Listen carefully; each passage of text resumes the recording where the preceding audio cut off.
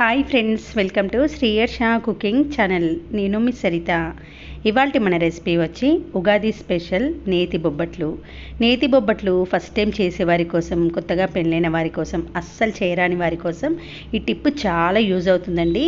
ఇంట్లో ఉండే పూరీ ప్రెస్తో అవలీలగా ఒక 5-10 నిమిషాల్లోనే 100కు పైగా బొబ్బట్లు పర్ఫెక్ట్గా, అది కూడా స్వీట్ షాప్ స్టైల్లో చేసేసుకోవచ్చు. ప్రతి ఒక్క స్వీట్ షాప్లో క్యాటరింగ్ వాళ్ళు ఇలా పూరీ ప్రెస్ సహాయంతోనే వాళ్ళు వేలల్లో చేసేస్తారండి. మనం కూడా పూరీ ప్రెస్తో ఇలా బొబ్బట్లు ఈ చిన్న చిన్న టిప్స్ ఫాలో అయ్యి చేశారంటే ఇలా మెత్తగా, మృదువుగా, పొరలు పొరలుగా వస్తాయి. మరి ఆలస్యం చేయకుండా పర్ఫెక్ట్ నేతి బొబ్బట్లను ఎలా చేయాలో చూసేద్దాం పదండి. బొబ్బట్లు చేయడం కోసం ముందుగా ఒక బౌల్లోకి 1 కప్పు వరకు గోధుమ పిండిని తీసుకోండి. తర్వాత 1 టీ స్పూన్ వరకు బొంబాయి రవ్వ, అంటే ఉప్మా చేసే సన్న రవ్వను వేసుకోవాలి. ఆ క్లిప్ అనేది మిస్ అయిందండి. చిటికెడంత పసుపు, చిటికెడంత సాల్ట్ వేసి పిండిలో కలిపేసేయండి. తర్వాత కొన్ని వాటర్ని యాడ్ చేస్తూ పిండిని సాఫ్ట్గా ప్రిపేర్ చేసుకోవాలి.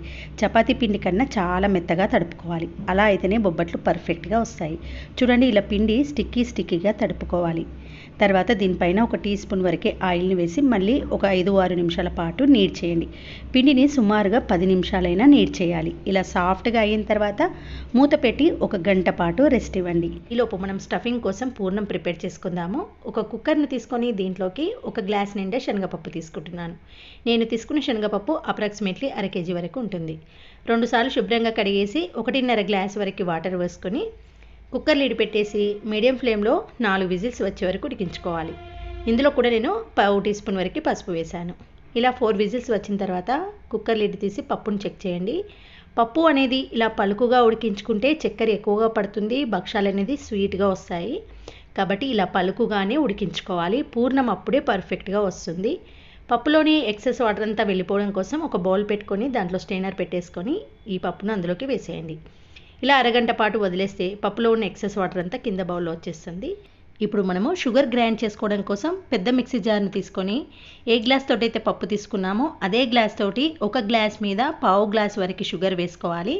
నేను తీసుకున్న క్వాంటిటీ స్వీట్ అనేది కరెక్ట్గా సరిపోతుందండి. మంచి ఫ్లేవర్ టేస్ట్ కోసం ఒక 7-8 ఇలాచీలు వేసి ఈ విధంగా ఫైన్ పౌడర్గా గ్రైండ్ చేసుకొని ఒక బౌల్లోకి తీసేసుకోండి. ఇప్పుడు మనము అరగంట పాటు అలా వదిలేసిన పప్పు ఉంది కదా, అందులో ఉన్న ఎక్సెస్ వాటర్ అంతా కింద బౌల్లోకి వచ్చేస్తుంది. ఇలా కింద బౌల్లోకి వచ్చిన ఈ వాటర్ తోటేనండి ఉగాది రోజు కట్టుచారు ప్రిపేర్ చేస్తాము. ఆల్రెడీ మన ఛానల్లో ఉంది. ఇప్పుడు షుగర్ పట్టిన మిక్సీ జార్లోకే కొద్దిగా పప్పును వేసుకుంటూ ఫైన్ పౌడర్గా గ్రైండ్ చేసుకోవాలి. ఇలా మిక్సీ జార్లో సగం వరకు వేసి గ్రైండ్ చేయడం వలన పప్పులో పలుకులు, బద్దలు లేకుండా స్మూత్ పౌడర్గా వస్తుంది. కాబట్టి హాఫ్ వరకు మాత్రమే వేసుకోవాలి. ఇలా పప్పు పర్ఫెక్ట్ పౌడర్లా వచ్చిన తర్వాత మనం గ్రైండ్ చేసుకున్న షుగర్ పౌడర్ను ఈ విధంగా కొద్దిగా యాడ్ చేస్తూ పూర్ణంలా ప్రిపేర్ చేసుకోవాలి. అంటే ఈ విధంగా షుగర్ పౌడర్ వేసి మళ్ళీ ఒకసారి గ్రైండ్ చేస్తే పూర్ణం అనేది ఇలా పర్ఫెక్ట్గా వస్తుంది. ఇలాగే మిగతా పప్పును, మిగతా షుగర్ పౌడర్ను బ్యాచెస్ వైజ్గా వేసుకుంటూ పూర్ణాన్ని ప్రిపేర్ చేసుకోండి. చూసారు కదండి, ఎంత సాఫ్ట్గా పర్ఫెక్ట్గా పూర్ణం అనేది వచ్చేసింది. ఇలా పూర్ణం పర్ఫెక్ట్గా ఉంటే పోలేలు అనేది ఎలా అంటే అలా చేసుకోవడం మన చేతుల్లోనే ఉంటుంది. ఫస్ట్ పోలేలు కరెక్ట్గా రావాలంటే పూర్ణం కరెక్ట్గా ఉండాల్సిందే. ఈ పూర్ణం తయారీ విధానం అనేది నిన్నటి వీడియోలో ఇంకా క్లియర్గా, డీటెయిల్గా ఉందండి. ఎవరైనా చూడకపోతే మన ఛానల్లో డిస్క్రిప్షన్లో లింక్ ఇస్తాను, చూడండి. ఇప్పుడు పూర్ణం రెడీ అయింది కాబట్టి మనకు కావాల్సినంత ఈ విధంగా లడ్డుల్లా చేసుకుంటూ ఒక ప్లేట్లో పెట్టుకోవాలి. తర్వాత ఇలా పూరీ ప్రెస్ని తీసుకొని దానికి సరిపడా పాలిథిన్ పేపర్ని కట్ చేసుకొని 2 వైపులా ఆయిల్ని అప్లై చేసి రెడీగా పెట్టుకోండి. పాలిథిన్ పేపర్ కొంచెం థిక్గా ఉన్నది తీసుకుంటే బొబ్బట్లు అతుక్కోకుండా వస్తాయి. తర్వాత మనము గంట పాటు నానబెట్టుకున్న పిండిని మూతను తీసి ఒక 1 మినిట్ పాటు నీడ్ చేయండి. ఇలా గంట పాటు నానబెట్టడం వలన పిండి ఇంకా సాఫ్ట్గా వస్తుంది. ఇలా చిన్న పూరి సైజ్ అంత పిండిని తీసుకొని వేళ్ళ సహాయంతోనే ఇలా కొంచెం పూరిలా స్ప్రెడ్ చేయండి. తర్వాత గోధుమ పిండి ఎంత తీసుకున్నామో దానికి ఈక్వల్గా పూర్ణాన్ని తీసుకొని మధ్యలో పెట్టేసి స్టఫింగ్ అనేది బయటకు రాకుండా ఇలా నెమ్మదిగా క్లోజ్ చేసి పైన ఎక్స్ట్రాగా వచ్చిన పిండిని తీసేసి రౌండ్ బాల్లా చుట్టి కొంచెం ప్రెస్ చేయండి. అలా అయితే పూర్ణం అస్సలు బయటకు రాకుండా పర్ఫెక్ట్గా వస్తాయి.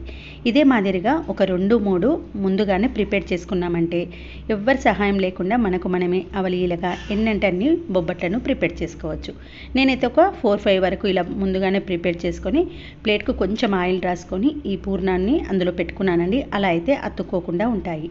ఇలా ఒక 4-5 చేసుకున్న తర్వాత పూరీ ప్రెస్లో పాలిథిన్ పేపర్కు 2 వైపులా ఆయిల్ రాసుకొని ఒక్కొక్క బొబ్బట్టును పెట్టి నెమ్మదిగా ప్రెస్ చేయండి. తర్వాత స్టవ్ ఆన్ చేసి నాన్ స్టిక్ ప్యాన్ కాకుండా ఐరన్ ప్యాన్ పెట్టేసుకొని కొంచెం నెయ్యిని వేసుకొని మనం ప్రిపేర్ చేసుకున్న బొబ్బట్టును వేసి రెండు వైపులా అటు ఇటు మంచిగా కాల్చుకోండి. అయితే మనము పూరి ప్రెస్లో బొబ్బట్టును వత్తేటప్పుడు పైన నెమ్మదిగా ప్రెస్ చేయండి. మీరు గట్టిగా ప్రెస్ చేశారంటే చాలా సన్నగా అయిపోతాయి. బొబ్బట్లు ఎప్పుడైనా మందంగా ఉంటేనే చక్కగా పూరిలా పొంగి మెత్తగా మృదువుగా పొరలుగా వస్తాయి. ఇలాంటి చిన్న చిన్న టిప్స్ మీరు కరెక్ట్గా ఫాలో అయ్యారంటే స్వీట్ షాప్లో క్యాటరింగ్ వాళ్ళు చేసే బొబ్బట్లు ఎంత పర్ఫెక్ట్గా వస్తాయో అంతకు మించే మన ఇంట్లో కూడా చేసుకోవచ్చు. ఇదే మాదిరిగా అన్ని బొబ్బట్లను ప్రిపేర్ చేసుకొని సర్వ్ చేసుకొని టేస్ట్ చేయండి. బొబ్బట్లు వేడివేడిగా తింటే చాలా చాలా బాగుంటాయండి. చూసారు కదా, వీడియోలో క్లిప్ చూస్తే అర్థమవుతుందా మీకు ఎంత మెత్తగా పొరలుగా సాఫ్ట్గా వచ్చాయో. చూసారు కదండి, ఫస్ట్ టైం చేసేవారు కూడా ఇలా పూరి ప్రెస్ సహాయంతో ఈ ఉగాది పండగకి ట్రై చేయండి. అసలు మీకు బొబ్బట్లు చేశామా అన్న ఫీలింగ్ వస్తుంది.